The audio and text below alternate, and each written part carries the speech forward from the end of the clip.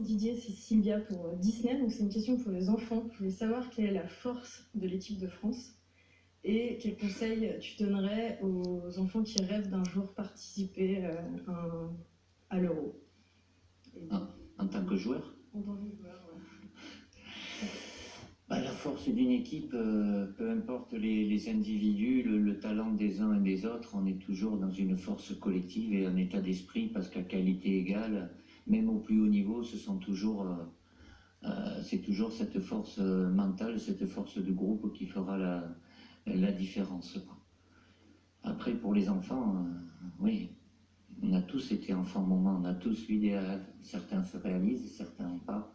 Mais je comprends pour un jeune footballeur en herbe, un jour de pouvoir porter le maillot de l'équipe de France, c'est quelque chose de fabuleux. Il y en a qui le réalisent, d'autres pas, mais c'est beau de pouvoir rêver, il faut qu'ils continuent à rêver. Bonjour Didier, vu le peu de temps qu'il vous reste justement pour peaufiner le travail en défense, est-ce que vous allez donner du temps de jeu à la même charnière centrale sur les 2 matchs amicaux? Est-ce que du coup lundi on sera fixé sur la charnière qui débutera l'Euro? Vous verrez. Je suis le temps, vous n'allez pas me demander aujourd'hui, le premier match est lundi. Je sais que vous tirez des conclusions, même peut-être après l'entraînement d'aujourd'hui. Celui de demain, il pourra être différent. Voilà, après, il y aura 2 matchs. Je n'ai pas encore décidé. Bonjour Didier. Bonjour. Qu'est-ce qui t'a séduit chez Adil Rami? Ça faisait 3 ans qu'il n'avait plus été appelé en équipe de France. Pourquoi lui? Et est-ce que tu as eu une discussion au sujet des propos qu'il a tenus la semaine dernière sur RMC? Tu cites bien où, au cas où, hein? Je vais répondre par la fin. Oui, j'ai eu une discussion avec lui, bien évidemment. Après, il n'y a qu'une chose qui me gêne, je lui ai dit, c'est qu'il ait pu dire que je l'avais conseillé d'aller à Séville plutôt qu'à Lyon. Et c'est faux, il le sait très bien. Après, qu'il ait pensé, qu'il ait eu un sentiment, une impression, mais il s'est trompé puisqu'il est là. Et Adil, oui, et la dernière fois qu'il est venu, c'était la tournée sud-américaine en 2013. C'était pas sa meilleure période. Les années qui ont suivi, et aussi la saison qui a suivi, je peux pas dire, il le sait très bien, que ça a été sa meilleure période en termes footballistiques, en termes d'état physique aussi, parce qu'il se portait plutôt bien. Alors qu'aujourd'hui, il est affûté, comme on dit, et puis il réalise une très belle saison, comme son club d'ailleurs, le FC Séville.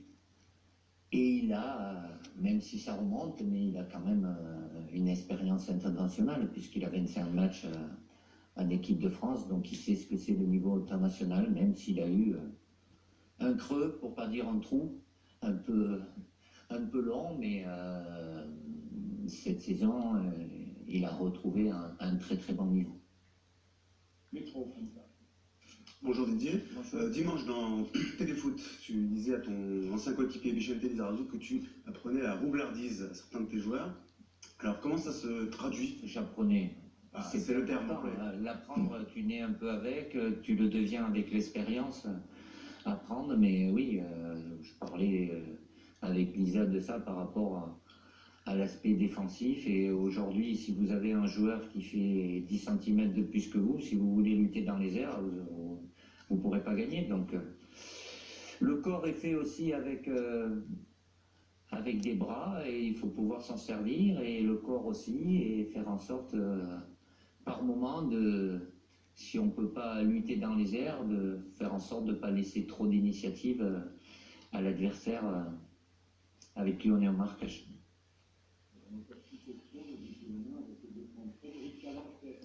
Didier, un mot sur Patrice Evra qui a remporté son 21e trophée le week-end dernier. Quel est son rôle exactement dans le groupe, son rôle de leader?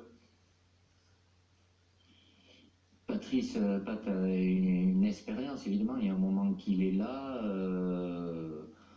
Oui, il fait partie des leaders parce qu'il a une légitimité en interne aussi, et un grand respect des autres joueurs.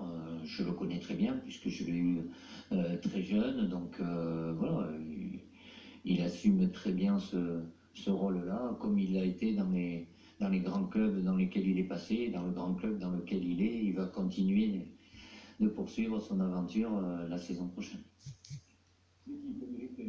Bonjour Didier. Pour revenir à Jérémy Mathieu, vous devez remettre votre liste le 31 mai. Est-ce que vous fixez une deadline pour savoir où est-ce qu'il en est? Est-ce qu'il y a un risque qu'il manque l'Euro aujourd'hui?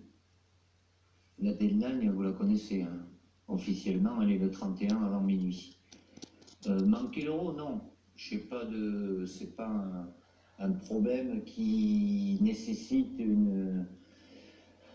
un repos ou un retour à la compétition aujourd'hui qui puisse être disponible pour le premier match, à savoir le 10 juin. Il n'y a aucun risque même si, s'il y en a toujours un, parce qu'après il faut remettre la réathlétisation sur un mollet comme sur une blessure musculaire, un risque il y est toujours. Après c'est de pouvoir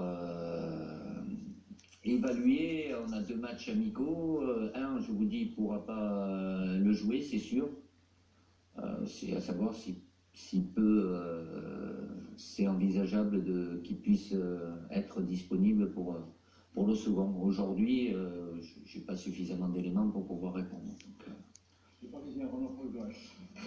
J'avais une question aussi sur Jérémy Mathieu, je la pose quand même. Est-ce que la légère incertitude, hein, si on comprend bien sur son état physique, t'invite à peut-être convoquer un autre réserviste en défense centrale? Non. Non? Non. Non, puisque j'en ai un. Deuxième question, si je peux me permettre. Oui. Le match de Nantes sera réservé de manière exclusive aux 23, ou est-ce que tu comptes l'élargir aussi à quelques réservistes? Et plus globalement, à quoi va servir? Comment tu l'intègres dans ton programme? Dans mon esprit, le match dès le départ, le match de Nantes, les 23 ou les 22 ou les 21, aurait eu la priorité. Ça me semble logique par rapport au choix que j'ai fait. J'ai modifié là aussi un petit peu par rapport au fait qu'on va se retrouver à 11 jours du début de la compétition, donc je garderai ce groupe de 30 qui est là jusqu'à samedi, et les réservistes nous quitteront dimanche matin quand les 22 des 23, puisqu'Antoine Griezmann est avec l'Atlético Madrid pour la finale, nous partirons sur Nantes.